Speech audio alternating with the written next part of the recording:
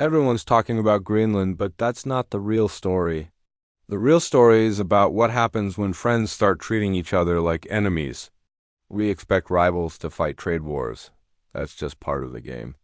But when allies start using economic weapons against each other, something much deeper has already broken. It's not about the land. It's about the leverage. When tariffs become the primary tool to pressure a friend, it means trust has already left the room. So what actually changed? It started with rhetoric, a conversation about Greenland, but it quickly escalated into economic threats. The United States didn't just ask. It threatened to impose 10% tariffs on key European industries if it didn't get its way. The European Union's response was immediate. They talked about suspending major trade deals and preparing their own retaliatory measures. Notice the language. It shifted from disagreement and diplomacy to coercion and retaliation. This wasn't a negotiation anymore. This was the moment a diplomatic dispute crossed the line and became the use of economic force between allies. This is why we need to call it what it is, a trade breakdown, not just a trade dispute. Disputes are normal. Countries argue over regulations, subsidies, and market access all the time. They negotiate, they compromise, they find a solution. That's how the system is supposed to work. But what happened here was trade coercion. Coercion isn't about finding a middle ground. It's about forcing compliance. It's a power play. And once one ally uses that kind of force against another, trust collapses. Trade systems aren't built on goodwill alone. They're built on predictability. Businesses need to know the rules won't change overnight. When allies stop trusting each other, trade stops being efficient and starts breaking apart into guarded fragments. And historically, this pattern is dangerous. When great powers or empires begin to weaken, they don't collapse from the outside first. They fracture from the inside. Think about the British Empire. Its global influence started to wane long before it officially lost its territories.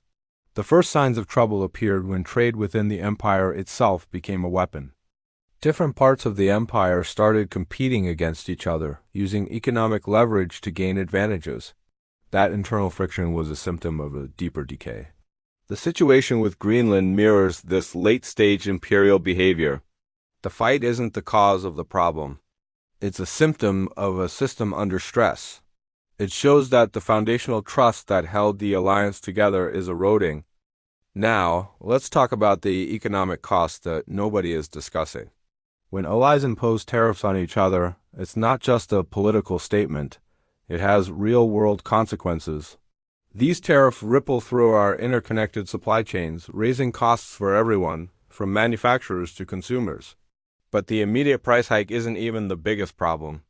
The real damage comes from uncertainty. When businesses don't know what the trade rules will be next month, they stop investing. They don't build new factories, they don't hire new workers, they don't develop new products. Capital sits on the sidelines, waiting for stability. Financial markets hate it when allies fight, even just with words. The damage isn't a sudden, dramatic collapse. It's a slow, grinding loss of efficiency and innovation that quietly weakens the entire economic system over time. And this isn't just a European problem. It directly affects the United States. First, tariffs on imports mean higher costs for American businesses and consumers. Everything from car parts to specialty foods gets more expensive. Second, it slows down the velocity of trade. Goods get stuck at ports, paperwork multiplies, and the entire system becomes less responsive. But perhaps the most significant long-term impact is the loss of confidence. When other countries can no longer trust the stability of U.S. policy, they start looking for other partners. They diversify their supply chains and financial holdings away from the U.S. dollar. This isn't about America going bankrupt tomorrow. It's about a steady, long-term pressure on economic growth and global influence. It's a slow leak, not a blowout. So why did Greenland, of all places, become the flashpoint for this? Why now? It's because Greenland isn't just a large island of ice. Its value is strategic. As the Arctic ice melts, new, shorter shipping routes are opening up between Asia, Europe, and North America. Whoever has influence over Greenland has a say in who uses these routes. Then there are the resources. Greenland is believed to hold vast untapped reserves of rare earth minerals, which are critical for modern technology, from smartphones to military hardware. From a military perspective, its location is a strategic choke point. It offers a prime position for monitoring naval and air activity in the North Atlantic and the Arctic. Greenland isn't valuable for what it is today, but for what it controls tomorrow. It's a key piece on the global chessboard. When you take a step back, you see a much bigger pattern emerging. The era of a single, rules-based global order is weakening. Economic blocs are becoming more transactional and less loyal. Alliances are being tested, and leverage is replacing loyalty as the main currency of international relations.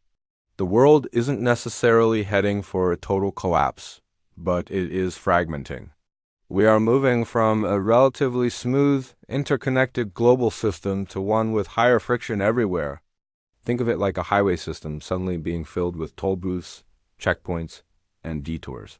Everything still moves, but it's slower, more expensive, and far less predictable. The Greenland incident didn't break the system overnight, but it did expose a massive fault line that was already there. It showed just how fragile the trust between allies had become. The real question now is what happens when this kind of pressure is applied to issues even closer to home. This isn't about spreading fear. It's about recognizing patterns early so we can understand the world as it is, not as we wish it were. If you want to keep exploring the stories that aren't being told on the mainstream news, don't forget to comment, and subscribe. Until next time.